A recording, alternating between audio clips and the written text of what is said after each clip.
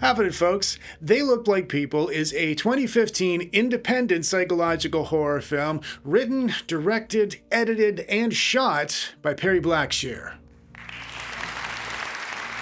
The movie stars McLeod Andrews, Evan Dumochel, and Margaret Ying Drake. Emma Wolf, who has 192,000 subscribers on YouTube, thought it was a tension-building movie and that sometimes reality is more scary than fiction, and I believe that means she enjoyed it. Other people thought the ending felt anticlimactic for what the movie seemed to be building towards, and while I think that's a fair observation, I disagree. So, let's take a look at a movie made for all the right reasons by somebody who just wanted to tell a great story. The movie opens with two close friends, Wyatt and Christian, seemingly bumping into each other on the street after not seeing each other for a while. Wyatt says he's staying with somebody nearby, so Christian invites him up to his apartment for a catch-up. It turns out both of them are getting over recent breakups with their significant others, and when Christian gets the vibe Wyatt needs somewhere to stay, he invites him to stay with him. And seeing as Christian had a date planned that night with his boss, Mara, Christian orchestrates a double date so everyone's accommodated. When they arrive, Mara's friend Sandy has tripped and hurt herself. After a brief inspection, Wyatt suggests she'd be wise going to the hospital to get checked out. So they all go, but at the end of the night, when it comes time to say goodnight, Christian loses his vim and verve. The night ends without a kiss, but Wyatt reassures his old pal it's only a temporary setback. And before they go to sleep, Christian returns the kind words by saying, "All that I know is that now that you're here, everything's going to be awesome." But during the night, Wyatt's calm, cool, collected demeanor takes a knock when an anonymous phone caller brings the opening act to a close by warning him to flee the city and prepare for a demonic invasion. At first, it's kind of hard to gauge how close these two guys once were. We can't tell if Wyatt's imposing on Christian or not because at this stage of the story, we don't really know either character. But the instant Christian asks Wyatt to shave the hair at the top of his back, every guy in the audience knows their brosive status is set in stone.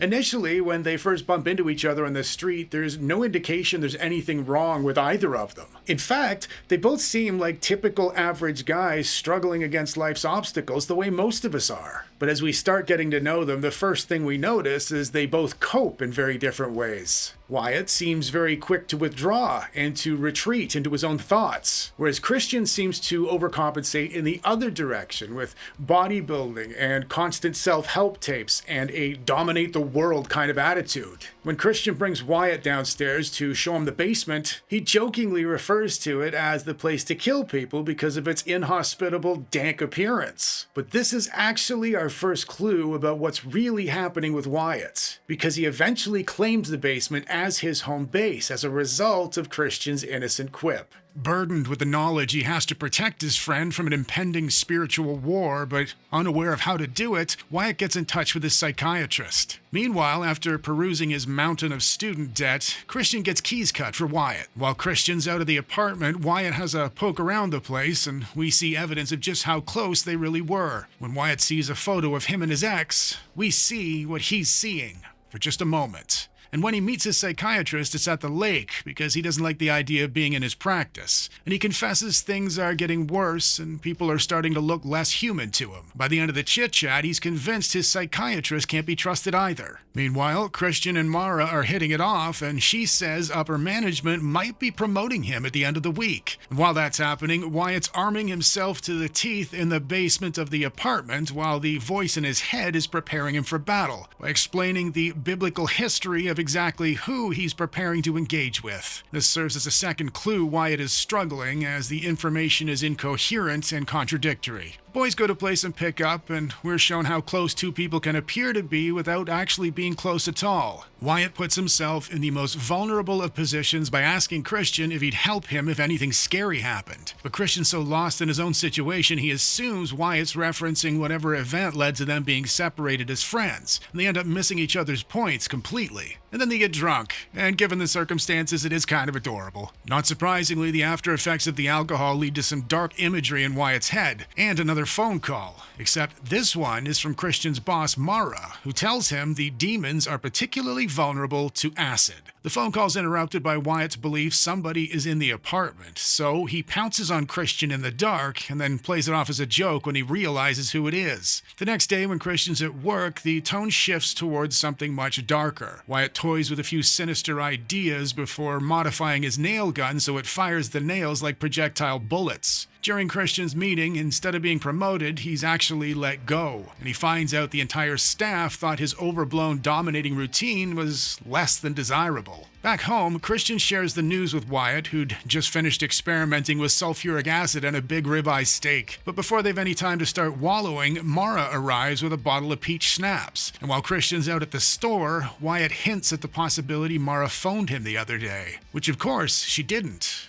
He believes she's just pretending. So he brings her down to the basement and asks her what he should do to prepare for the invasion. So she leaves. And when Christian gets in, Wyatt insists Christian stay silent. He gives him a letter explaining what's happening. When the penny drops for Christian, it's very heavy. And the realism in this scene alone is scarier than any horror I have seen in years. The next morning at breakfast, Wyatt explains he gets phone calls sometimes. When he got one the night before, while Christian was sleeping, he hung up on it for the first time. So, in exchange, Christian tells him he tried to kill himself a year ago, and after it happened, he spoke to somebody who helped a lot. He's arranged an appointment for him with Wyatt the following day. And everything seems well. He sells the axes and the other weapons, and he visits with Sandy, Mara's friend from the opening, and she makes it clear if he ever upsets Mara again, she'll kill him. He attempts to apologize to Mara and explain Christian's not to blame, so she punches him out. But then they talk, and while they're talking, Mara changes. Back at the apartment, Wyatt invites Christian out of the city with him, and Christian's demeanor tells us he's unsure of his friend. So he insists Wyatt tells him everything that's actually going on in his head. So he does. And they bring the second act to a close by getting ready to flee the city together. As you've seen, this movie is very understated, but within that understatement, there is a lot of subtle and brilliant writing. And in modern Hollywood circles, subtle writing has nearly gone extinct. For example, we don't know Christian's true motivation for getting Wyatt his own pair of keys. He might genuinely be concerned with his friend's well-being, but he might also be thinking about the mountain of debt he's wrestling with and seeing his old pal Wyatt as a potential roommate. Also, when we find out Christian lost his job and everybody he worked with hated him, obviously it comes as a slap in the face for Christian, but it also comes as a slap in the face for us in the audience because we weren't expecting it either. And that conveys that very real potential disparity between how we see ourselves in life and how other people might perceive us, even people we think we know. At the start of this story, Wyatt doesn't appear outwardly troubled or like somebody who is struggling with mental health concerns. Unfortunately, in the hands of a typical modern Hollywood writer, that same character probably would have had damage tattooed across his forehead. Movies used to be about evoking emotions and challenging our perceptions and reflecting the human condition. But rather ironically, the human condition is in the process of destroying that. And that makes movies like this one nearly extinct too. With hardly any budgets and no big names and a tiny crew, They Look Like People manages to convey the delicate, precarious, often hidden... Listen very carefully, this video is not what you think it is. You need to escape to the basement immediately before it's too late. You okay? I was just saying this movie does a great job in conveying the often hidden signs of... You know what? Don't worry about it. Here's the third act. Christian agrees to join him. They pack up, and when they get down to the car, it's obvious Wyatt's stolen it. But it doesn't matter, because Wyatt realizes they're too late to get out of the city as the invasion has already started. They escape to the basement, and they get kitted out. Wyatt says the attack is going to happen at 6 p.m., which is less than 10 minutes away. Christian's lighthearted approach, fueled by some alcohol, leads Wyatt to believe Christian is changing too. So Christian tells him to tie him up. As friends, they should be able to trust each other, so Wyatt gags him and puts a paper bag over his head, with Christian believing Wyatt will come to his senses when 6 o'clock arrives. As the deadline approaches, Wyatt cradles the sulfuric acid behind his friend's back. The voices come. Things get dark and confused, and we're not actually sure what's going on ourselves in the audience. But he gets through it, and the friends hug. And they both really mean it. This might not have been the spectacular, horrific ending the film felt like it was building towards, and you might have found it underwhelming compared to what we're accustomed to seeing nowadays. I come down your backside! But to me, this ending evoked emotion, and it challenged some of my perceptions, and it reflected some very interesting aspects of the human condition. That's what movies used to do, and that's why I love this film. If you've seen They Look Like People already, I would love to hear your thoughts down in the comments section. As always, thank you very much for watching my little video. Until next time, folks. My best friend in high school was a bit of a hero to me. He was big and funny and charismatic, and man, could he dance. One night, after a few of us had been out on a typically unremarkable evening, he phoned me at 3 a.m. and told me to come get him to take him to the hospital because he had hurt himself. I drove over, half asleep. His house was only 2 streets from my house, and when he came out of his house, my heart skipped a couple of beats because I'd never seen that much blood. He climbed into my car with his forearm wrapped in a towel.